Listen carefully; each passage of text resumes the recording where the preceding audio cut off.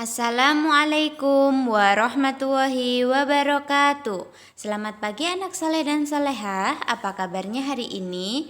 Semoga pada pagi hari ini kita semua senantiasa dalam lindungan Allah Subhanahu wa taala. Amin ya robbal alamin. Soleh dan solehah, sebelum kita memulai pembelajaran pada pagi hari ini, mari kita bersama-sama mengucapkan basmalah. Bismillahirrahmanirrahim. Ya, kita masih belajar tema 7 kebersamaan, subtema 3 kebersamaan di tempat bermain.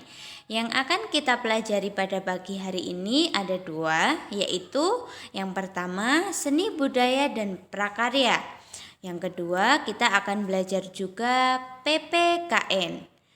Soleh dan solehah, walaupun kita masih belajar daring dari rumah, tetap harus semangat dan jangan lupa tetap jaga kesehatan ya. Menggambar imajinasi. Salah satu cara menyampaikan cerita yaitu melalui gambar imajinasi. Gambar imajinasi adalah gambar berdasarkan khayalan. Gambar imajinasi terkadang bukan sesuatu yang nyata. Gambar imajinasi juga bisa dibuat berdasarkan pengalaman. Ya, jadi gambar imajinasi itu adalah gambar khayalan. Sebelum menggambar, kita perlu membuat sketsa terlebih dahulu. Apa itu sketsa? Sketsa adalah gambaran awal yang digunakan untuk mengawali atau sebagai kerangka sebuah gambar utama. Kita siapkan juga alat dan bahan yang diperlukan untuk menggambar. Gambar juga dapat diberi warna agar terlihat menarik. Nah, berikut ini adalah salah satu contoh menggambar imajinasi. Nah, jadi anak-anak bisa melihat.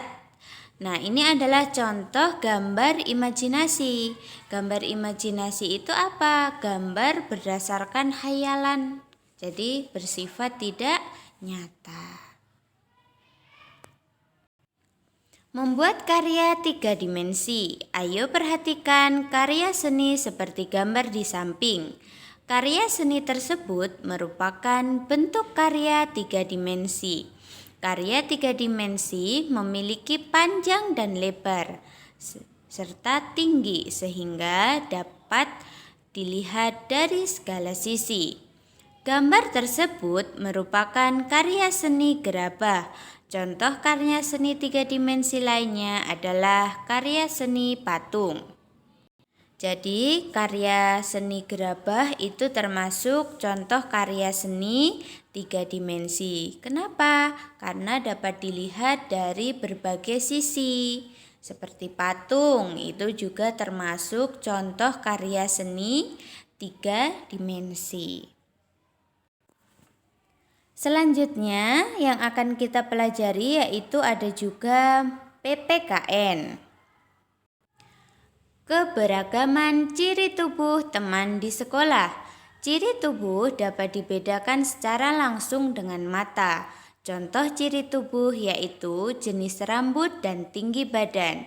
Ciri tubuh kamu dan temanmu dapat berbeda.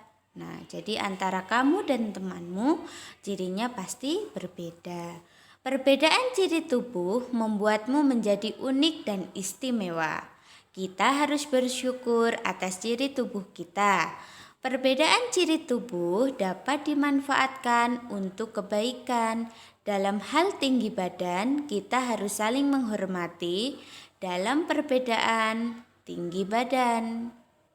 Nah, walaupun kita ciri tubuhnya berbeda-beda harus saling menghormati. Kita tidak boleh teman yang berbadan pendek saat membagi kelompok, kita juga harus selalu adil. Kebersamaan harus selalu dijaga meskipun dalam perbedaan. Apa yang akan terjadi jika ada salah satu temanmu yang tidak menghormati perbedaan tinggi badan? Nah, kira-kira apa yang akan terjadi? Keberagaman kegemaran teman di sekolah. Setiap orang memiliki kegemaran yang berbeda. Oleh karena itu, kegiatan yang dilakukan juga berbeda. Saat di kelas, kamu harus menggunakan waktumu untuk belajar. Jadi kita juga memiliki kegemaran yang berbeda. Saat istirahat dapat kamu gunakan untuk bermain. Salah satunya adalah membaca buku di perpustakaan. Ada beragam kegiatan kesukaan saat di perpustakaan. Kita harus menghargai kegiatan teman saat di perpustakaan. Saat memiliki kegiatan yang sama, kita tidak boleh berebut. Kita bisa melakukan kegiatan bersama atau bergantian. Jadi tidak boleh berebut ketika kita memiliki kegemaran yang sama. Saat jam istirahat di sekolah, kamu tidak dapat memaksa temanmu melakukan kegiatan yang sama denganmu. Kamu harus menghargai jika ada teman yang berbeda kegemaran denganmu. Keberagaman kegemaran teman di sekolah. Ada banyak jenis permainan yang dapat dimainkan saat jam istirahat di sekolah. Misalnya petak umpet, benteng, kelereng, engklek, dan lompat tali. Bermain bersama teman dapat melatih kerjasama dalam kelompok. Dalam bermain bersama, kita juga dapat melatih sikap saling menghargai antar teman.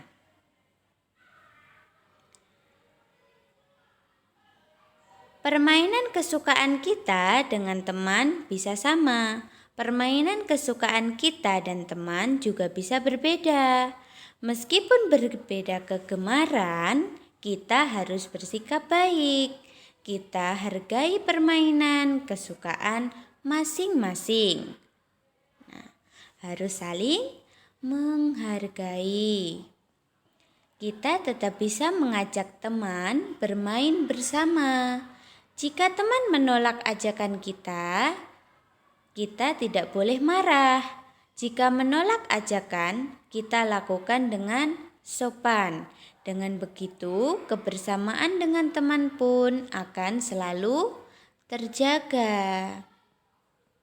Nah, walaupun kita menolak, harus dengan sopan. Keberagaman agama di sekolah. Meskipun memiliki agama yang beragam, masyarakat Indonesia tetap hidup berdampingan dengan rukun dan saling membantu. Meskipun berbeda agama, kita harus saling menghormati. Kita hormati cara dan waktu beribadah masing-masing. Saat teman akan beribadah, jangan kita paksa bermain. Kita izinkan teman untuk beribadah terlebih dahulu. Semua harus saling menghargai dan menghormati antar pemeluk agama. Manfaatnya kita dapat memiliki banyak teman dan tenang dalam beribadah. Nah, itu tadi pembelajaran kita pada pagi hari ini ya anak-anak. Semoga dapat dipahami. Kurang lebihnya Ibu minta maaf. Wabillahi taufiq wal hidayah. Wassalamualaikum warahmatullahi wabarakatuh.